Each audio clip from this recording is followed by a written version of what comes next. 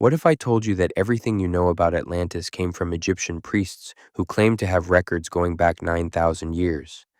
And what if I told you that Plato didn't just randomly invent this story, but that it came through his own family line, passed down through generations from someone who actually spoke to these priests?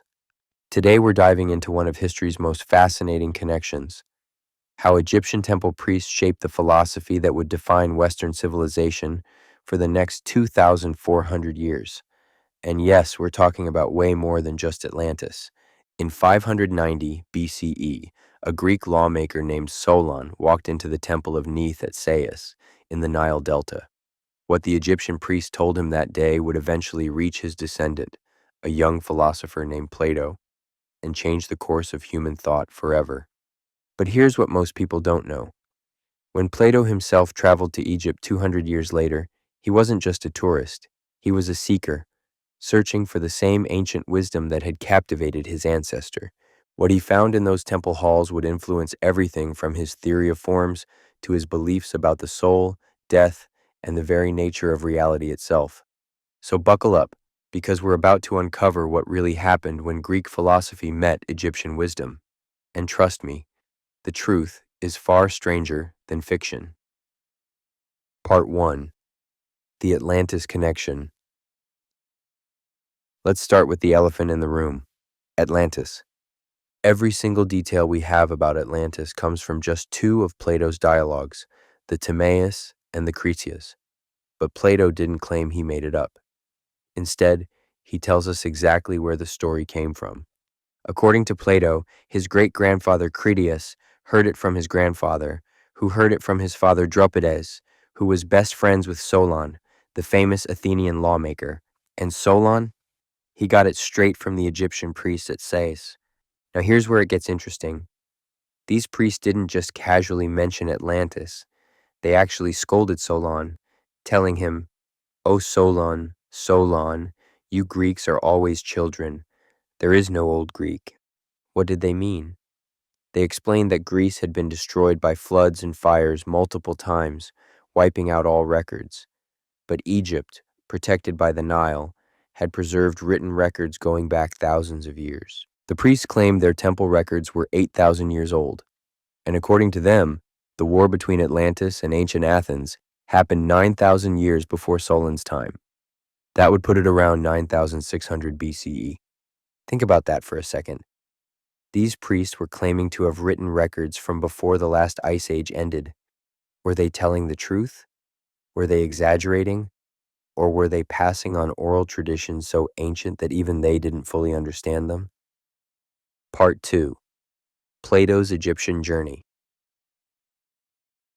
Now, fast forward 200 years. Plato is about 40 years old, and he's already established as a philosopher. But something drives him to make a dangerous journey to Egypt. Ancient sources tell us he spent time in Memphis, the ancient capital, and possibly in Heliopolis, the city of the sun. Some accounts say he stayed for 3 years. Others say 13. But all agree on one thing: this journey changed him. But what exactly was he doing there? According to Strabo, Plato and his companion Eudoxus lived near the priests, winning them over by the passage of time and their adeptness. In other words, they had to earn the priest's trust before any real knowledge was shared. Clement of Alexandria goes even further, claiming Plato was instructed by Egyptian priests in their sacred wisdom. Now, we have to be careful here. Clement was writing 500 years after Plato, and he had his own agenda. But multiple independent sources confirm that Plato didn't just visit Egypt as a tourist. He was there to learn, and what he learned would show up throughout his later works in ways that most people completely miss. Part 3. Hidden Egyptian Influences. Here's where things get really fascinating. When you start looking for Egyptian influences in Plato's philosophy, they're everywhere. Let's start with the soul.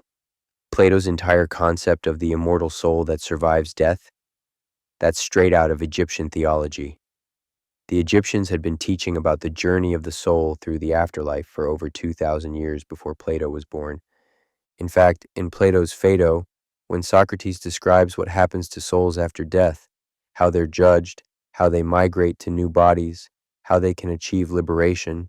He's essentially giving a Greek version of Egyptian afterlife beliefs, but it goes deeper. Remember Plato's famous theory of forms? The idea that everything in our physical world is just a shadow of perfect, eternal forms that exist in a higher realm? Well, guess what the Egyptians believed? They had a concept called the Zep Tepi, or first time, a perfect primordial state of creation when the gods walked the earth. Everything that came after was just an imperfect copy trying to recreate that original perfection. Sound familiar? And then there's mathematics. Plato famously had, "Let no one ignorant of geometry enter," inscribed above his academy. Where did this obsession with sacred geometry come from? The Egyptian priests were master mathematicians. They had to be. You can't build pyramids aligned to stellar positions without serious mathematical knowledge, and they didn't just use math for practical purposes. To them, mathematics was sacred, a key to understanding divine order. Plutarch tells us that the Egyptians represented the divine through geometric relationships. The famous 3-4-5 triangle? They saw it as representing Osiris, Isis, and Horus.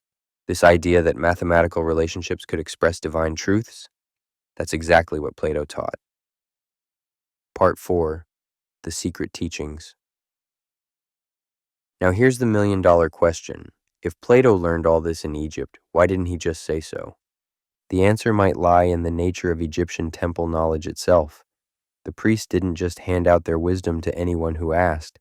They had different levels of teaching, public stories for the masses, and deeper truths for initiates. We see hints of this in Plato's own writings. He often talks about certain teachings that shouldn't be written down, that can only be transmitted orally to prepared students. Sound familiar? That's exactly how the Egyptian mystery schools operated. In his 7th letter, Plato explicitly says that his deepest teachings about reality cannot be expressed in words like other studies. He insists they must be experienced through long association and shared inquiry. This is pure Egyptian mystery school methodology. But here's the kicker. Plato didn't just copy Egyptian ideas, he transformed them. He took ancient wisdom that had been wrapped in myth and ritual for millennia and tried to express it through pure reason and philosophy. The Atlantis story is a perfect example. Whether the Egyptian priests were passing on a genuine historical memory, a moral tale, or something else entirely, Plato used it as a vehicle for his own philosophical teachings about ideal societies, divine justice, and the cycles of civilization. Part 5. The Lasting Impact. So why does any of this matter today? Because Plato's Egyptian-influenced philosophy became the foundation of Western thought. Through Plato, Egyptian concepts about the soul, the afterlife, divine mathematics, and higher realities entered the bloodstream of Western civilization. When Christianity developed its concepts of the immortal soul and the afterlife, it drew heavily on Platonic ideas, which were themselves influenced by Egyptian thought. When Islamic philosophers preserved and expanded Greek philosophy during the Middle Ages, they were also preserving this hidden Egyptian wisdom. When Renaissance thinkers rediscovered Plato and sparked the scientific revolution with their belief that mathematics could unlock the secrets of nature, they were following a path first walked by Egyptian priests. Even modern physics, with its search for elegant mathematical laws underlying reality, carries an echo of the Egyptian belief in sacred geometry. Conclusion. So what really happened in those Egyptian temples 2,400 years ago? We'll probably never know the full details, but we can piece together enough to see that Plato's journey to Egypt wasn't just a footnote in his biography. It was a crucial encounter between two great wisdom traditions that would shape the future of human thought. The Egyptian priests who told Solon about Atlantis, who taught their sacred mathematics, who preserved records of cosmic cycles and divine judgments, they weren't just keeping ancient superstitions alive. They were guardians of a sophisticated worldview that saw reality as layered, mathematical, and ultimately spiritual. When Plato encountered this tradition, he didn't just copy it. He translated it into a new language, the language of rational philosophy, and in doing so, He created a bridge between the ancient wisdom of Egypt and the emerging intellectual tradition of Greece. That bridge still carries traffic today. Every time we ponder the nature of consciousness, every time we search for mathematical laws in nature, every time we wonder about what lies beyond physical reality, we're walking a path that leads back through Plato to those Egyptian temples. The priests of Sais told Solon that the Greeks were like children, always forgetting their past. But thanks to Plato, their wisdom wasn't forgotten. It was transformed, transmitted, and woven into the very fabric of Western thought. And perhaps that's the real secret they were keeping all along. Not just stories about lost civilizations, but a vision of reality so profound that it would take humanity millennia to fully understand it. What do you think? Were the Egyptian priests passing on genuine ancient knowledge? Was Atlantis real? And how much of what we consider Western philosophy actually has its roots in the temples of the Nile? Let me know in the comments below. And if you enjoyed this deep dive into ancient wisdom, make sure to subscribe and hit that notification bell, because next time we're exploring another mind-blowing connection between ancient knowledge and modern discoveries. Until then, keep questioning everything.